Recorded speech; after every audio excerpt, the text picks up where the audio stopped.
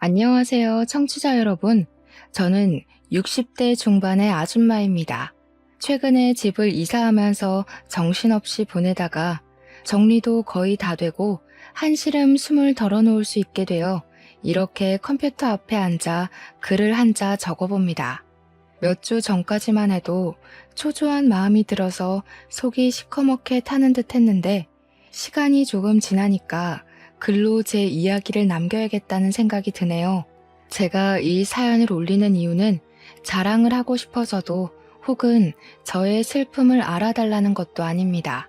저와 같은 일을 겪으실 분들이 꽤 많을 것으로 생각이 되어 다들 미리 조심하시고 또 법적으로 보호를 받으실 수 있었으면 하는 마음에 올려봅니다.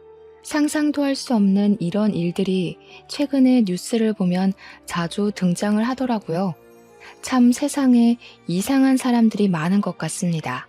딸 자식 가진 부모로서 모두에게 경각심을 주고 싶은 마음에 사연을 써내려가니 끝까지 들어주시고 현명하게 헤쳐나가실 수 있도록 기도하겠습니다.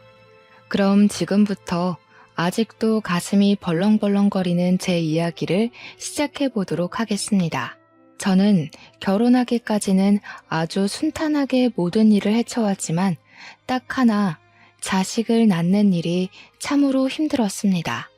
저에겐 딸이 하나 있는데 정말 고생 끝에 낙이 온다는 말처럼 아주 힘들게 딸을 낳게 되었습니다. 결혼을 하고 얼마 지나지 않아서 아들을 평생 혼자의 몸으로 키워오신 시모가 저에게 아이 낳는 것을 엄청나게 강요하셨습니다. 처음에는 다른 집처럼 딸은 필요 없다, 아들을 낳아라, 혹시 임신해서 딸인 것 같으면 당장 지우고 아들을 가지려고 노력해라 하셨습니다. 그때만 해도 병원에서 암암리에 성별이 딸이면 낙태 시술을 해주기도 했기 때문에 시모는 저에게 이것저것을 강요하셨습니다. 임신해서 배 모양이 퍼지면 딸이고 동그랗게 나오면 아들이다. 과일이 당기면 딸이고 고기가 당기면 아들이다 하시면서 아들을 낳아야 한다고 하셨습니다. 시모의 말처럼 딸이라도 임신을 했더라면 참 좋았을 텐데 이상하게도 우리 부부에게 아이가 들어서질 않았습니다. 병원에 가서 각종 검사를 해보고 했지만 결과는 항상 이상이 없다 뿐이었습니다. 그런데도 아이가 들어서질 않았고 저는 시모에게 각종 치욕스러운 말을 매일같이 들어야만 했습니다. 평소 몸가짐이 어땠길래 아이가 생기지 않느냐, 젊었을 때 이 남자 저 남자 만나서 놀았던 거 아니냐, 너네 집안에 장애가 있는 건 아니냐 하는 소리 들려. 물론 그럴 때마다 저희 남편이 시댁에 가서 화도 내고 집안을 뒤집어 엎기도 했지만 시모는 그것조차도 제 탓을 하셨습니다. 우리 아들이 원래 그런 애가 아닌데 너 만나고 저렇게 변했다. 효자였던 아들이 나에게 소리를 지른다는 건 너 만나기 전엔 상상도 할 수 없었던 일이었다 하시면서요. 이렇게 해도 치이고 저렇게 해도 치이고 제 결혼 초반의 생활은 정말 하루하루가 낭떠러지 같았습니다.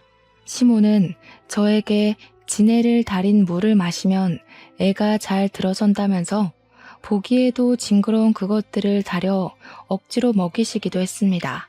정말 장희빈이 사약을 받았을 때의 기분을 표현하면 딱 그때와 같을 거라 장담합니다.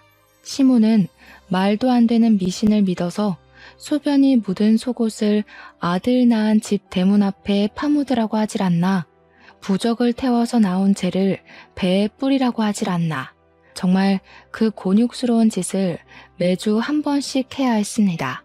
이러다가는 스트레스를 받아서 단명하겠구나 싶을 정도였습니다. 오죽하면 우리 남편이 시모에게 엄마가 하도 스트레스를 주니까 애가 더 들어서지 않는 것 같다고 집에 찾아오지 말라고 엄포를 놓았죠. 시모가 딱 일주일 발길을 끊었을 때는 정말 이게 천국이구나 싶었는데 일주일이 지나서 임신했니? 안 했지? 거봐, 내가 안 간다고 생기는 게 아니잖아 하시더군요. 고작 일주일 만에 어떻게 임신 사실을 알겠습니까? 시모는 그냥 저를 괴롭힘으로써 스트레스를 푸셨던 것 같습니다. 그 일주일이 지나고 나서 또 매주 찾아오셔서 저에게 각종 미신들을 이행하라고 요구하셨습니다. 저는 스트레스성 만성 두통까지 겪게 되었고 남편에게 이민이라도 가고 싶다고 엉엉 울면서 매달렸습니다. 결국 그 당시에는 지금처럼 기술이 발달하지도 않았던 시험관 시술이라는 것을 하게 되었습니다. 지금처럼 체계가 잘 잡혀 있는 것도 아니었고 기술이 발달한 것도 아니어서 실패가 되는 경우가 허다했습니다. 하지만 그렇게라도 하지 않으면 시모의 등살을 버텨낼 자신이 없었기에 저는 뼈를 갈아내는 심정으로 시험관 시술에 참여하게 되었습니다. 처음 실패는 그럴 수 있다. 두 번째 실패는 다음이 있다 하면서 버텼지만 8차까지 이어진 실패에 저희 부부는 망연자실했죠. 둘 중 한 명에게라도 이상이 있었으면 그러려니 하고 넘어갈 텐데 둘 다 정상적인 몸을 가지고 있음에도 아이가 생기지 않으니 시모는 저에게 너네 집안의 업보 아니냐고 조상님 중에 매국노가 있었던 거 아니냐는 막말까지 하셨습니다. 저에게 굿을 해보라고 1,000만 원이면 한다더라 하면서 무당을 여러 소개해 주시기도 했었죠. 그 당시 물가로 1,000만 원이면 정말 어마어마한 돈이었거든요. 게다가 저는 그런 미신을 믿지도 않았고요. 8차 시험관을 실패했을 때 병원에서도 저에게 몸이 회복할 시간이 필요하니 조금 쉬었다가 하는 게 좋겠다고 했습니다. 계속된 실패로 시모는 언제라도 저를 쫓아낼 준비를 하고 계셨고 남편에게 밖에다가 씨를 뿌려오라고 대놓고 말씀하시기도 했죠. 새 장가를 들어도 괜찮겠다 하시며 제가 보는 앞에서 다른 여자들의 사진을 들고 나타나시기도 했습니다. 그때마다 저는 애를 가지지 못한 죄인이라 아무 말도 하지 못했습니다. 우리 남편이 담배를 뻑뻑 피워대며 시모에게 난리를 쳐주었기에 부부관계를 유지할 수 있었습니다. 남편은 시모가 그럴 때마다 항상 제 손을 꼭 잡고 나는 너밖에 없다. 너 말고 다른 여자랑 재혼할 생각도 없고 아이를 가질 생각도 없다며 제 편을 들어주었습니다. 남편은 시모에게 차라리 아이를 입양해서 키우는 한이 있더라도 제 마누라랑은 절대로 헤어지지 못한다고 못을 박았습니다. 시모가 입양이 무슨 소리냐고 절대 안 된다. 우리 아들의 씨를 남겨야 한다고 바락바락 악을 쓸 때에도 남편은 든든한 벽이 되어 주었습니다. 남편이 출근해 있는 시간에 시모가 찾아오거나 전화를 하면 어쩔 수 없었지만 남편이 저와 함께하는 시간 동안만큼은 든든했죠. 제가 이 지옥 같은 시집살이를 겪으면서도 버틴 건 오로지 남편 하나 때문이었습니다. 사람 일은 정말 한 치 앞도 모르는 거라고 27살에 시집을 와서 36살이 되던 해에 그렇게 정정하시던 시모가 갑자기 쓰러지시게 되었습니다. 그 전날까지도 저에게 거머리 같은 년이라고 당장 짐 싸서 나가라고 호통을 치셨던 시모였는데 말이죠. 친구들이랑 등산을 가셨다가 산 중턱에서 뇌출혈이 와서 갑자기 쓰러지신 겁니다. 친구분들이 어찌어찌 119에 신고를 했지만 당시에 휴대폰이 있었던 것도 아니고 구급대원이 헬기를 타고 구조를 하던 시대도 아니었거든요. 구급대원이 도착하기까지 시간이 너무나도 많이 흘러버렸고 거기서 병원까지 가는 길도 지체가 되어 완벽하게 골든타임을 넘겨버리고 말았습니다. 신고를 하고 구급대가 도착하기까지만 해도 1시간이 훨씬 넘게 걸렸다고 하니까요. 거기서 시모를 들것에 싣고 산을 내려가는데도 시간이 소요됐을 테니까 말이죠. 아무튼 우리 시모는 병원에 도착해서 아무런 처지도 받지 못했습니다. 이미 뇌사 상태에 빠진 다음이었고 저희 남편은 과감하게 장기 기증을 하겠다고 하였습니다. 그대로 사망 선고를 받게 된 시모는 죽어서야 남들의 생명을 살리는 일을 하시고 뼈 조각만 몇 개 남아 화장을 하게 되었습니다.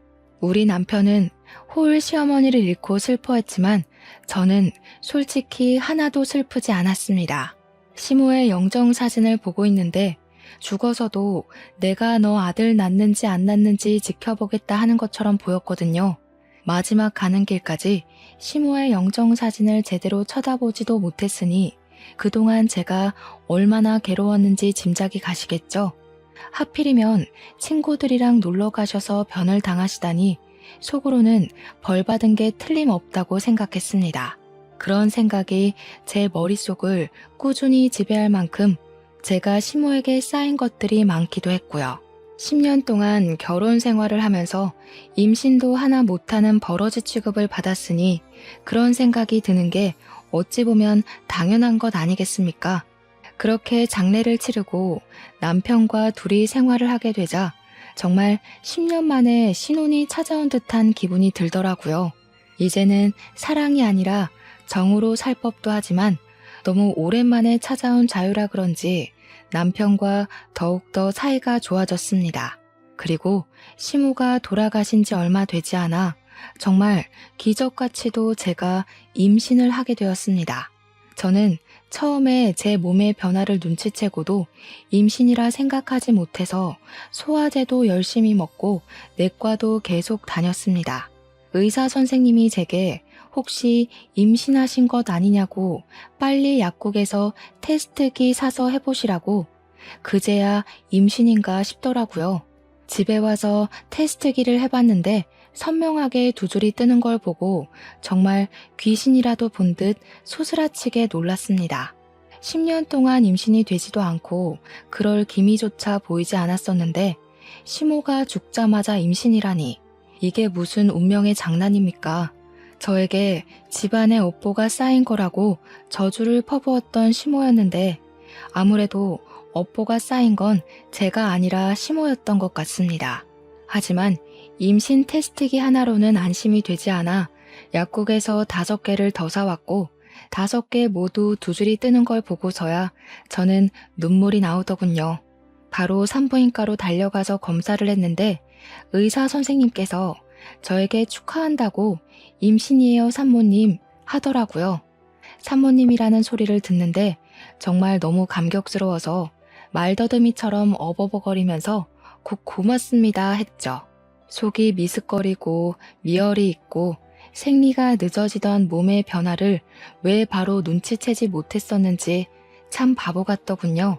10년간 임신이 되지 않았기에 앞으로도 임신이 될 리가 없겠구나 하면서 스스로를 내몰았던 저를 반성하게 되었습니다.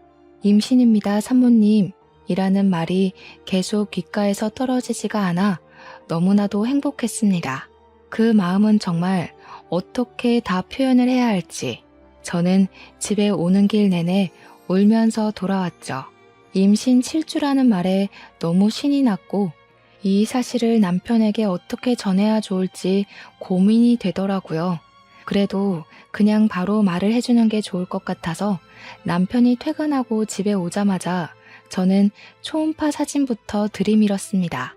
임신이라는 걸 꿈에도 생각을 못한 남편은 초음파 사진을 이리저리 보더니 눈물을 글썽이면서 저에게 그러더군요. 당신 암이야? 라고요. 제가 상상도 못한 말에 놀라서 입을 떡 벌리니까 저를 꽉 끌어안고 엉엉 소리를 내며 우는 겁니다. 우리 마누라 불쌍해서 어쩌냐고. 결혼하고 나서 10년 동안 내내 구박만 받고 힘들었는데 이제야 행복해지고 있는데 암이 무슨 말이냐고 하면서요. 우리 엄마랑 하늘나라에서 또다시 만나서 구박받는 거 아니냐고 불쌍하다고 오열을 하더라고요.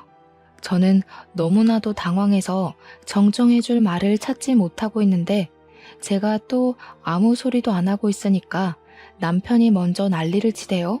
몇 길에? 뭐라는데? 살 수 있대? 항암 된대? 어디에 생긴 거래? 전이 됐대? 수술된대? 하면서요. 제가 남편의 등짝을 짝 소리나게 때리고 가만히 좀 있어 보라고 일단 진정 좀 하고 이야기를 하자고 했더니 또 막 울어요. 한참을 주저앉아서 울던 남편이 희망을 잃지 말자고 우리 수술부터 하자고 하더라고요. 그래서 암 아니고 임신이라고 이거 우리 뱃속의 아기 초음파잖아 하고 말을 했죠. 우리 남편도 정말 상상을 못했는지 입을 떡 벌리고 한동안 아무 소리도 못하고 제 얼굴을 한번, 배를 한번, 얼굴을 한번, 배를 한번 쳐다보더라고요. 그러더니 임신? 하면서 갑자기 막 울다가 또 웃다가 또 막 울다가 난리를 치더라고요. 당장이라도 산부인과 가보자고 난리를 치길래 이미 병원 문 다 닫았다고 다음에 가보자 했더니 바로 회사에 연차를 내더라고요. 우리 마누라가 10년 만에 임신을 했다는데 병원을 같이 가줘야 한다고 남편의 상사도 아무 소리 못하고 연차 허락을 해줬대요.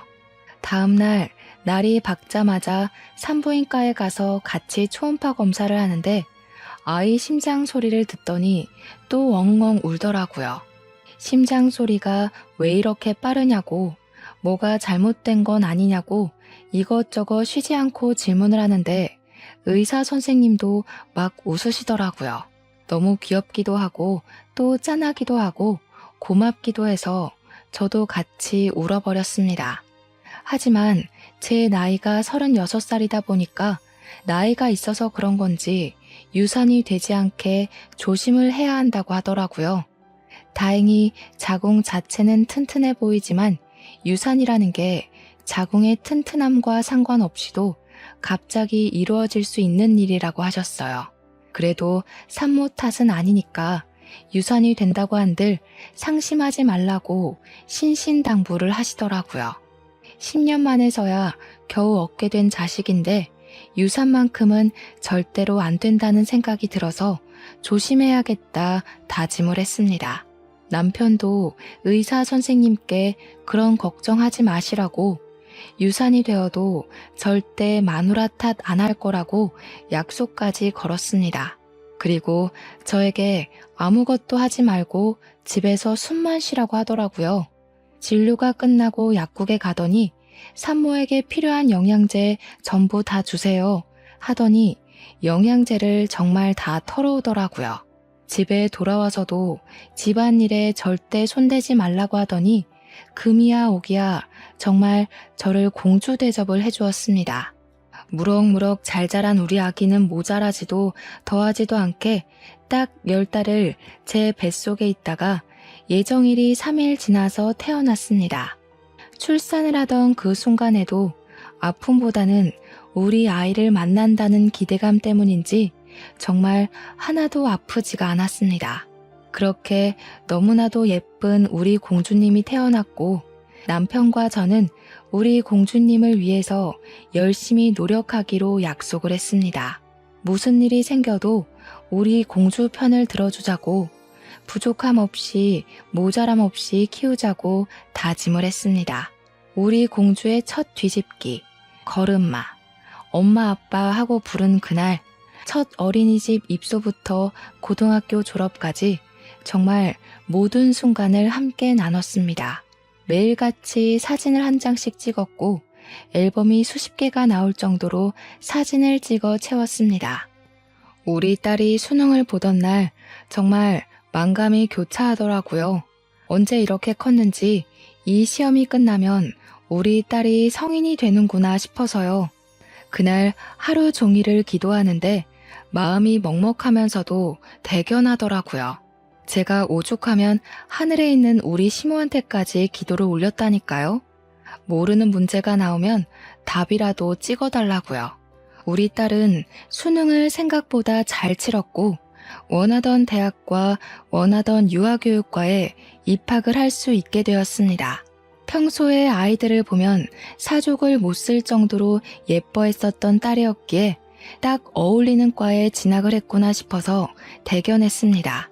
학교 생활도 모자람 없이 최선을 다해서 했고 졸업을 하고 나서 열심히 준비를 한 덕분에 취직까지 일사천리로 할 수 있었습니다. 동네에서 멀지 않은 지역에 있는 어린이집에 출근을 하게 되었는데 처음에는 출근하는 게 너무 즐겁다던 딸의 반짝반짝함이 서서히 빛을 잃어가더라고요. 딱 봐도 풀죽도 못 얻어먹은 사람처럼 녹초가 되어서 집으로 돌아오는데 표정이 너무나도 좋지 않았습니다. 처음에는 그래, 사회생활하다 보면 이런 날도 저런 날도 있는 거지 하면서 넘겼는데 그게 한 달이 넘게 지속이 되더라고요. 저는 참지 못하고 딸에게 무슨 일이 있냐고 물어보았고 딸은 저에게 요즘 엄마들이 왜 이렇게 극성인지 모르겠다면서 신세한탄을 하더라고요. 이야기를 들어보니까 어린이집에서 놀다 보면 아이들끼리 싸우는 일도 있긴 하지만 혼자 놀다가 넘어져서 다치는 일도 많지 않겠습니까? 아무리 선생이 아이들을 돌본다고 해도 1대1로 케어를 할 수 있는 시스템도 아니고요. 반 아이 한 명이 안짱다리라서 잘 넘어지는 친구가 있는데 그 친구가 넘어져서 팔에 멍이 들었다고 하더라고요. 그래서 알림장에 팔에 멍이 들었다고 적어서 보냈더니 하원할 때 그 딸아이의 엄마가 와서는 우리 딸에게 난리를 쳤다고 하더라고요.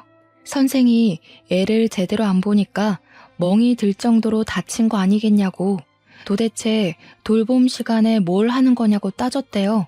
자기 애만 집중적으로 관리하고 지켜보라고 하면서 말이죠. 우리 딸이 다른 원아들도 있는데 어떻게 이 아이만 살펴볼 수 있겠냐고 하니까 선생 자질이 없는 년이 선생을 하고 있다면서 손가락질을 했다는 겁니다. 그뿐만이 아니었습니다. 정말 별별 일이 다 있었다고 이야기를 하는데 그 아이 엄마가 극성 중에서도 아주 진상인 엄마였던 것이었죠. 하루는 기저귀를 제대로 갈지 않아서 자기 아이 엉덩이에 발진이 생겼다고 치료비를 내놓으라고 했다는 겁니다. 근데 어린이집에서 기저귀를 갈 때 같은 시간에 모든 원아들을 한 번에 갈아준대요. 1시간에 한 번씩이요. 그리고 그 아이는 등원을 할 때부터 발진이 올라온 상태라서 파우더를 발라줬었다고 우리 딸이 이야기를 했나 봐요. 어머니께서 밤새 기저귀를 제때 안 갈아줘서 발진이 생긴 것 같다고 솔직하게 말을 하니까 갑자기 파우더를 왜 바르냐고 했다는 겁니다. 우리 아이 엉덩이에 모공이 막히면 책임질 거냐고 그 치료 비용까지 다 물어내라고 난리를 쳤대요. 자기 아이가 다쳤을 때는 어린이집에 찾아와서 년년거리면서 삿대질을 하고 자기 아이가 다른 친구를 핥히었을 땐 애들끼리 그럴 수 있는 거 아니냐면서 어물쩍 넘어가고 저희 딸이 그 아이 엄마한테 다른 친구 부모한테 사과라도 하셔야 하지 않겠냐 하니까 뭘 이런 걸로 사과를 하라고 하냐면서 따지더래요. 선생이 애를 제대로 돌보지 않아서 이런 일이 생긴 거 아니겠냐고 사과를 하려면 네가 하라고 말이죠. 그거 말고도 우리 아이는 우유 줄 때 꼭 따뜻하게 데워서 주라고 하질 않나. 딸기가 간식으로 나오면 딸기는 잘 안 먹으니까 메론으로 주라고 하질 않나. 급식에 미역국이 나오는 날에는 국 먹다가 미역이 목에 걸리면 어떻게 할 거냐고 따지고 그랬대요. 정말 사소한 거 하나하나까지 우리 딸의 탓을 하면서 감나라 배나라 하니까 우리 딸이 스트레스 받아서 미치겠다고 울더라고요. 그걸 보는데 정말 제 가슴이 미어지는 줄 알았습니다. 저도 우리 딸을 얼마나 귀하게 키웠는데요. 결국에는 어린이집을 그만두고 싶다는 말을 하길래 저와 남편은 그만둬도 괜찮다고 이야기를 했습니다. 일한 지 고작 8개월밖에 안 돼서 이렇게나 스트레스를 받고 있는데 도대체 평생 동안 어떻게 일을 한단 말입니까? 다른 어린이집을 가든지 아니면 다른 일을 해도 아직 20대 중반밖에 되지 않았으니까 괜찮을 것 같다고 용기를 주었습니다. 우리 아이는 바로 어린이집에 사표를 내게 되었고 3개월간 무엇을 할까 고민을 하더니 저와 남편에게 꽃꽂이를 배우고 싶다고 하더라고요. 당시에 플로리스트라는 직업이 각광을 받고 있을 때라 좋다고 생각하긴 했어요. 딸처럼 정적인 직업이기도 했고 우리 딸이 꽃 키우고 화분을 키우는데 취미가 있었거든요. 저랑 남편은 좋은 것 같다고, 그건 여러 사람이랑 같이 붙어서 일을 해야 하는 게 아니니까 괜찮을 것 같다고 응원을 해주었습니다. 그래서 강남의 유명한 플로리스트가 운영한다는 꽃집에서 취미반 수업부터 들어보라고 강의를 결제해 주었어요. 3개월간 취미반 수업을 듣고 난 딸은 전문적으로 배워보고 싶다고 말을 했고, 전문반도 등록을 해주었습니다. 저희 부부의 재산이 적지 않은 편이라 그나마 다행이었죠. 딸이 하고 싶다는 일을 지지해 줄 수 있는 능력이 되었으니까요. 그렇게 1년을 열심히 공부한 덕에 우리 딸은 꽃집에 취직을 했고, 3년간 가게 운영하는 걸 지켜보고는 자기 가게를 차려보고 싶다고 말을 했습니다. 모아둔 월급도 있고 가게도 대출을 받아서 해보겠다고 하길래 저희 부부는 그러지 말고 새 출발하는 기념으로 가게를 차려주겠다고 했어요. 우리 딸 나이 30에 꽃가게 주인이 되었고, 운영이 잘 되면 나중에 원데이 클래스도 해보고 싶다고 아주 포부에 가득 차 있었습니다. 꽃집을 운영하면서 우리 딸은 점점 화사해졌습니다. 혼자 일을 하니까 스트레스 받을 일도 거의 없었으니까요. 그렇게 1년이라는 시간이 지나고 31살이 된 딸이 남자친구를 만나는 걸 한 번도 본 적이 없어서 저희 부부는 슬쩍 선자리라도 한번 주선을 해볼까 하고 생각을 했습니다. 딸에게 넌짓이 운을 떼니까 이미 만나고 있는 사람이 있다고 말을 하더라고요. 그래서 한번 소개해 줄 수 있냐고 물어보니 고개를 끄덕였습니다. 식당에서 만나기로 약속을 잡고 예약까지 다 마친 채로 그날이 왔고, 룸에서 기다리고 있는데 딸이랑 딸 남자친구가 들어오더라고요. 근데 바닥에 앉아서 먹어야 하는 룸으로 되어 있으니까 예비사위가 무척 당황을 하더라고요. 자기가 룸은 좀 불편하다고 하는데 그게 무슨 소린가 싶어서 쳐다봤죠. 그러니 직원에게 의자에 앉는 자리는 없냐고 하더라고요. 어디가 아파서 그러냐 하니까 혈액순환이 잘 안 돼서 바닥에 앉으면 다리가 저리다고 하는 겁니다. 아니 고작 그런 이유로 굳이 자리를 바꿔달라고 요구를 하는데 좀 그렇더라고요. 솔직한 말로는 별로 마음에 들지 않았습니다. 보통 같으면 불편해도 그냥 앉지 않습니까? 이유도 가짱게 혈액순환이 뭡니까? 집에서는 어떻게 생활을 하는지 참 궁금하더라고요. 음식이 다 차려져 있는데도 박박 우기니 결국 자리를 바꿔 앉게 되었습니다. 그런데 참 무더운 한여름 날씨였는데 말입니다. 아무리 식당에 에어컨이 빵빵하다고 해도 되게 긴 바지를 입었더라고요. 다리가 짧은 건지 기장 수선을 안 한 건지 딱 봐도 기장이 길어 보여서 2단 정도 수선해주고 싶은 그런 바지 말입니다. 물론 여름에도 청바지나 정장바지를 길게 입긴 하지만 그런 게 아니라 신발을 다 덮고 있으니 이상하더라고요. 거기다가 면도 여름용 얇은 게 아니라 가을 겨울용 두꺼운 모직 같은 걸 입었는데 보고 있어도 후끈후끈 하더라고요. 패션 센스도 영 이상한 것이 우리 딸이랑 결혼하기엔 한참 부족한 친구로 보였습니다. 그럭저럭 식사 자리를 유지하고 있는데 회사를 다니고 있고 영업직을 하고 있다고 하더라고요. 명함도 없고 좀 수상해서 회사가 어디냐 하고 물어보니까 C기업에 다니고 있다고 하는 겁니다. 대기업은 아니지만 중견기업으로 튼튼한 회사라 좀 의외다 싶었습니다.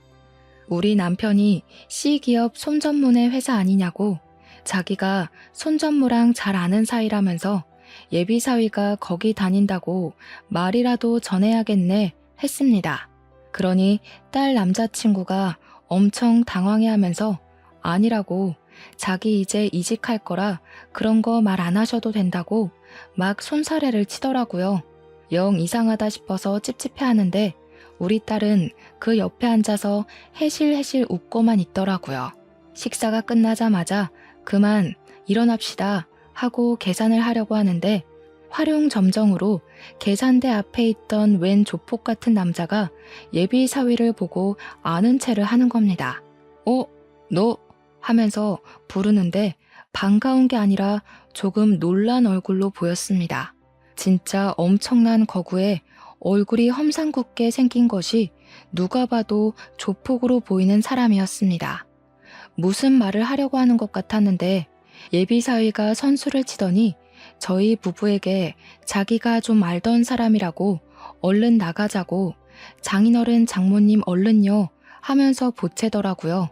제가 그 자리에서 우리 딸이랑 연애만 하는 줄 알았는데 너무 앞서가는 것 같다고 한마디 했죠. 우리 딸은 제 눈치를 보고 그 조폭 같은 사람도 저희 부부를 빤히 바라보더라고요. 확실히 인상이 나빠서 그런지 쳐다만 보는데도 무서웠습니다. 빨리 나가자고 성화인 예비사위를 따라 식당을 나왔더니 조심히 가세요 하더니 뒷공문이 빠지게 도망을 가더라고요. 집에 오는 길에 딸에게 저 남자가 아무래도 좀 수상해 보인다고 이야기를 했습니다. 회사를 다닌다는 것도 거짓말 아니냐고, 어떻게 영업직 직원이 명함 한 장 없을 수 있냐고, 너는 수상한 거 못 느끼겠니? 했죠. 그러니까 딸이 저한테 너무하다고, 어떻게 사람이 하는 말을 하나도 믿어주지 않을 수 있냐고 투정을 부리더라고요. 자기가 회사 앞에 찾아가서 만난 적도 있으니까 C기업에 다닌다는 말은 거짓말이 아닐 거라고 두둔을 하더라고요. 솔직히 그 건물에서 일하는 청소부일 수도 있는 거고 배달을 간 택배원일 수도 있는 거잖아요. 의심이 한번 생기니까 계속 꼬리에 꼬리를 물고 이어지더라고요. 택배기사나 청소부를 비하할 의도가 있는 건 아니지만 굳이 직업을 숨기고 영업직이라고 하는 것도 이상하니까요. 거기다가 그 조폭 같은 남자의 얼굴이 자꾸 떠오르면서 영 찜찜하더라고요. 딸에게 그 남자랑 아는 사이인 것 같은데 이상하지 않냐고, 평소에 뭔가 이상한 기운 같은 거 없었냐고 하니까 딸이 정색을 하더라고요. 그 사람 진짜 착하고 순수한 사람이라고, 절대로 나쁜 짓 할 사람 아니라고 올곧게 믿어주더라고요. 우리 딸이 연애하는 걸 본 적이 없어서 아마 첫사랑이라 더욱 애틋한가 보다 하는 생각이 들었습니다. 저는 딸에게 신신당부를 했죠. 만나는 것 가지고 잔소리를 할 생각은 없지만 피임을 잘했으면 좋겠다고요. 덜컥 임신이라도 하면 큰일 나는 수가 있다고 경고를 했습니다. 그러자 우리 딸 얼굴이 새빨갛게 달아올라서는 엄마 무슨 그런 소리를 아무렇지도 않게 하냐고 하더라고요. 그러면서 예비사위가 결혼 전까지는 자기를 지켜주겠다고 했다고 그런 일 자체가 없다고 하더라고요. 아직 진도도 뽀뽀밖에 안 해봤다고 제가 순수한 사람이라고 그랬죠? 하면서 말갛게 웃는데 제 복장은 터지는 줄 알았죠. 우리 남편이 헛기침을 하더니 그거 하나는 마음에 든다고 또 편을 들어주더라고요. 그 뒤로 인사 한번 했다고 자주 얼굴을 비치기 시작하더라고요. 딸 가게에 걸핏하면 나타나서 딸을 보고 가는데 그럴수록 제 의심은 깊어졌죠.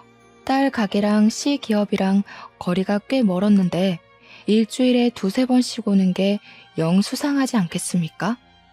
회사에 있을 시간 아니냐고 물어보면 매번 외근 나온 김에 들린 거라고 하는데 무슨 영업직 직원이 지역 따라 움직이는 것도 아니고 말이죠.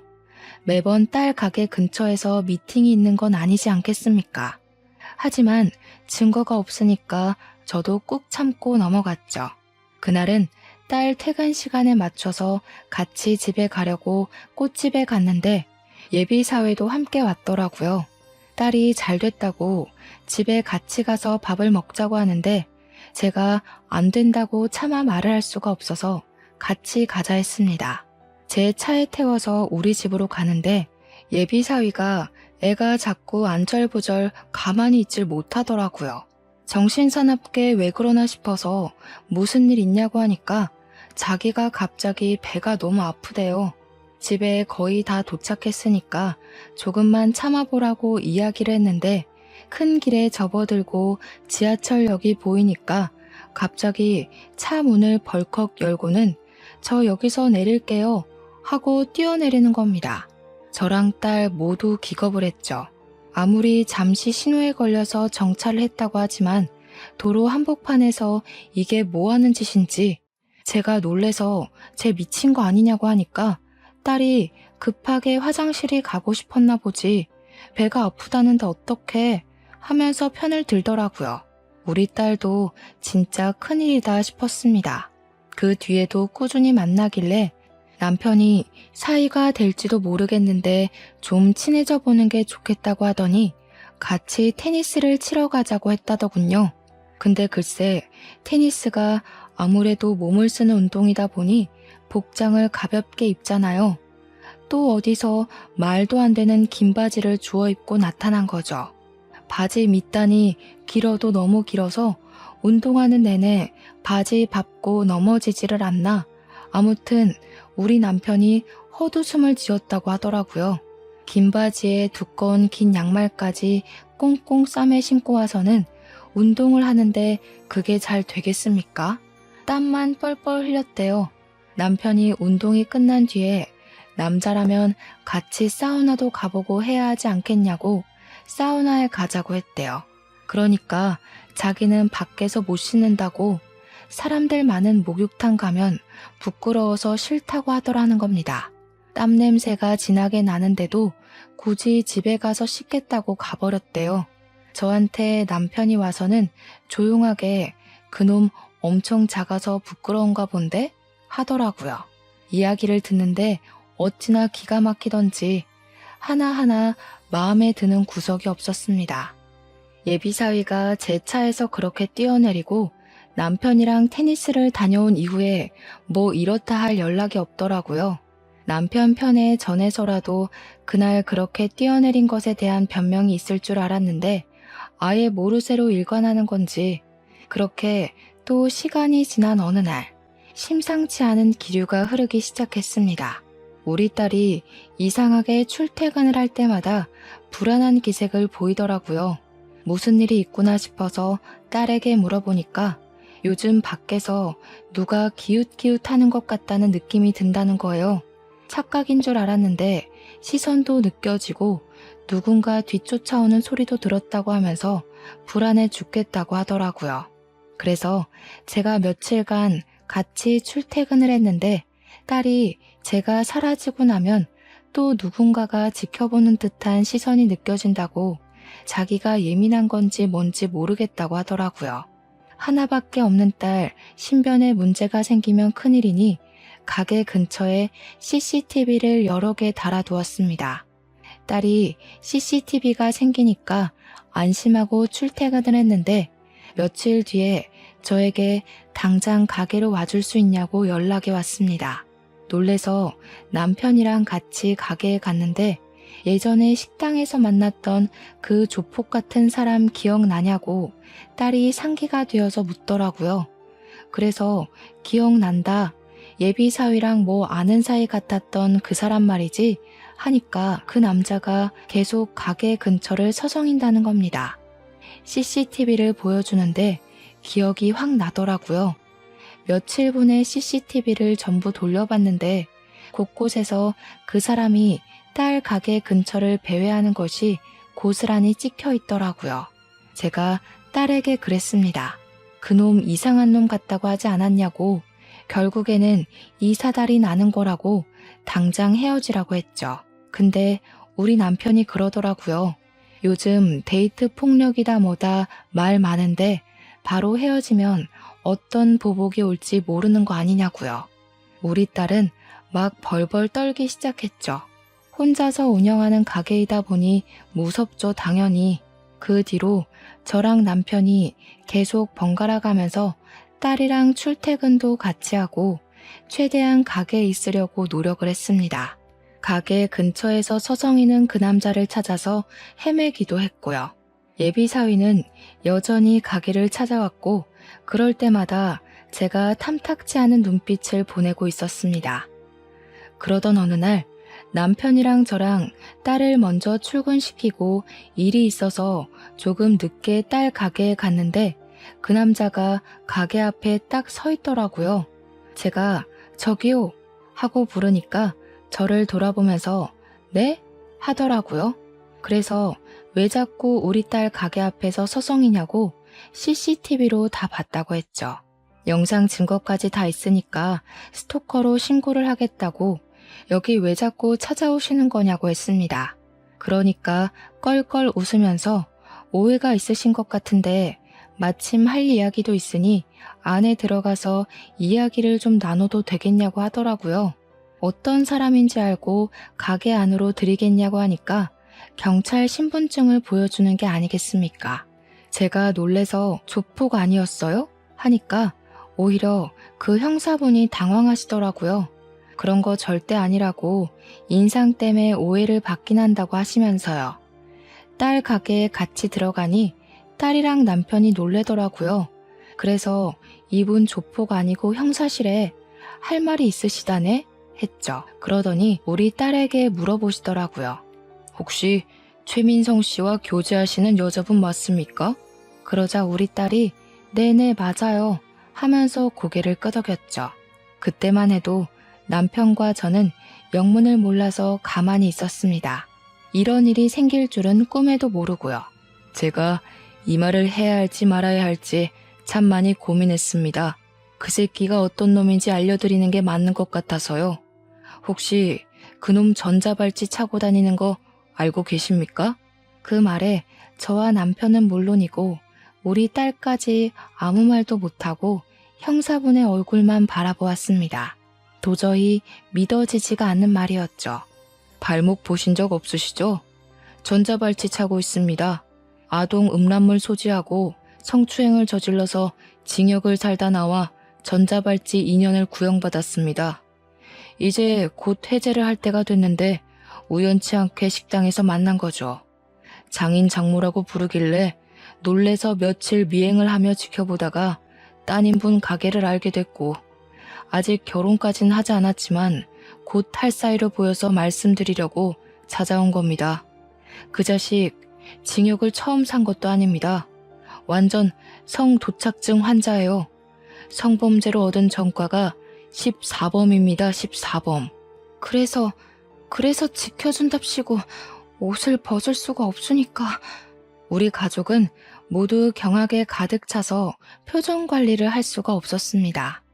손을 벌벌 떠는 딸을 보고 얼마나 가슴이 미어지던지 형사님이 딸에게 명함을 주면서 위험하면 연락을 달라고 그 자식이 강약 약강의 표본이라고 말을 하셨죠.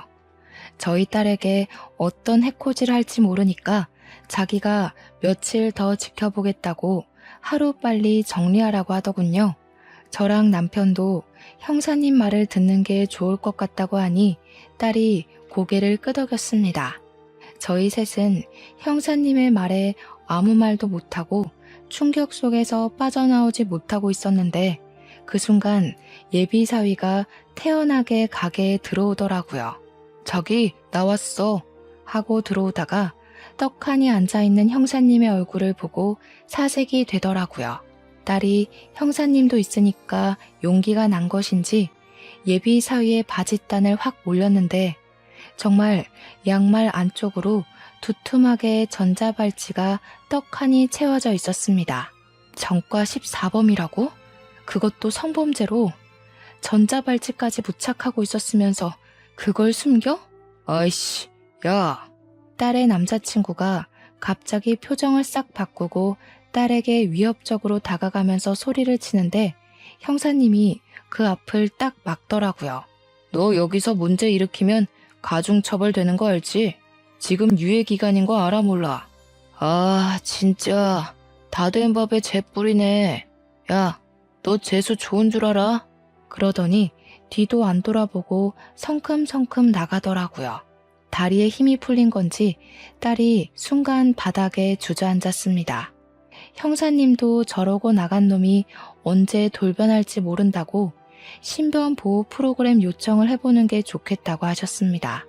저희는 고민 끝에 경찰서에 찾아가서 도움을 요청했고 딸 주변에 경찰을 배치하기로 결정이 내려졌습니다. 그런데 정말 무섭게도 전 예비사위가 딸 주변에 경찰이 배치된 걸 몰랐는지 가게 근처에서 어떤 여자를 성폭행하려고 시도를 하다가 현행범으로 잡히게 된 것입니다. 전자발찌를 차고 있는 유예기간에 현행범으로 체포가 되었으니 바로 법정 구속이 되었고 구치소에 수감이 되었습니다. 저희는 징역이 이번엔 꽤 구형될 거라는 형사님의 말에 한시름 마음을 덜게 되었습니다. 하지만 불안한 마음을 감출 수가 없었기에 가게 전세가 4개월 남았지만 가게를 미리 정리하고 과감하게 이사를 결정했습니다. 서울 중심 한복판에서 경기도 외곽 쪽으로 집도 옮겼고 가게도 옮기기로 결정을 했습니다. 딸이랑 우리 부부의 전화번호도 바꿔버렸고 그 범죄자가 한번 탔었던 제 차도 알아볼까 무서워서 팔아버렸습니다. 정말 사람 멀쩡하게 생겼다고 속까지 멀쩡한 게 아니라더니 얼마나 무서웠는지 모르겠습니다. 지금도 간간히 형사님과 연락을 주고받고 있고 아무도 알아볼 수 없는 곳으로 이사까지 왔으니 마음이 놓이긴 합니다만 그래도 사람 일은 모르는 거니 조용히 살아보려고 합니다. 요즘 이런 일이 비일비재하게 일어난다고 합니다. 주변에 숨어서 속내를 숨기고 다가오려는 놈들 말이에요. 그래도 인터넷에서 성범죄와 관련한 전과범들을 조회할 수 있다는 걸 참고하시면서 청취자 여러분들도 저와 같은 일이 생긴다면 부디 현명하게 대처하시길 빌겠습니다. 가슴 철렁한 사연 들어주신 여러분 정말로 감사합니다.